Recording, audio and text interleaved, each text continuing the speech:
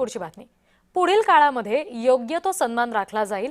पार्थ पवार यांनी सुनील टिंगरेंना हा शब्द दिलाय. सुनील टिंगरे, विक्रम काकडे यांची पार्थ पवार यांच्यासोबत बैठक झाली आणि नाराज असलेले सुनील टिंगरे या बैठकीनंतर मात्र खुश दिसले. नाराजीवर पडदा टाकण्यात पार्थ पवार यशस्वी झालेत असंच यानंतर म्हणावं लागेल.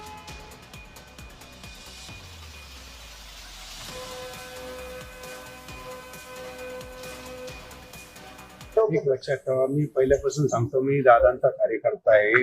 दादांनी ज्या पद्धतीने शब्द पाळले त्या पद्धतीने मी शब्द पाळतो. मी बहिणींना ठिकाणी आश्वस्त केलंय की बाबा तुम्ही काळजी करू नका, आणि त्यांनी सांगितलं तुम्हाला वाऱ्यावर सुद्धा जाणार नाही, काय काळजी करता.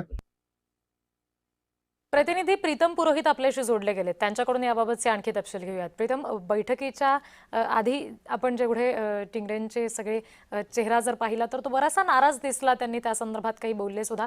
आता मात्र बैठक झाल्यानंतर अगदी हसतच बाहेर आले आणि दादांनी शब्द दिलाय असं म्हणाले. नेमकं काय चर्चा झाली? पार्थ पवारांनी काय शब्द दिला समजू शकले का?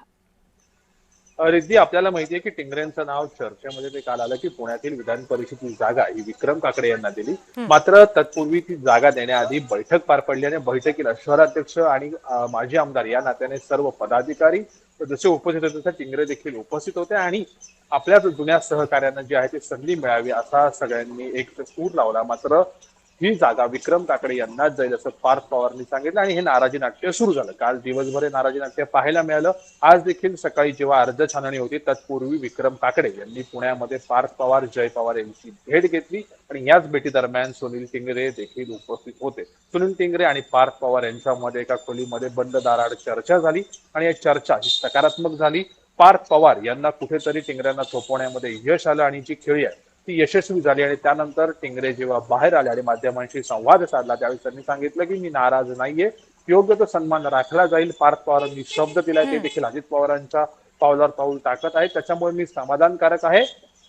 आणि जे विक्रम काकडे आहेत त्यांच्या देखील उमेदवारीबद्दल काही आक्षेप नाहीये. त्यामुळे टिंगरे यांचं कुठेतरी समाधान झालेलं आहे. लवकरच त्यांचं पुनर्वसन देखील केलं जाईल आणि हे सगळं नवं नेतृत्व पुण्यामध्ये आता पार्थ पवार हे हाती घेताना दिसत आहेत. त्याच्यामुळे आगामी भविष्यामध्ये जे काही निर्णय होतील ते पार्थ पवारच याच्यामध्ये सगळे मोठा रोल पार्थ पवारांचा असेल, यातून हे सगळं स्पष्ट होत आहे. जी प्रीतम, तुम्ही आमच्याशी असेच जोडलेले राहा.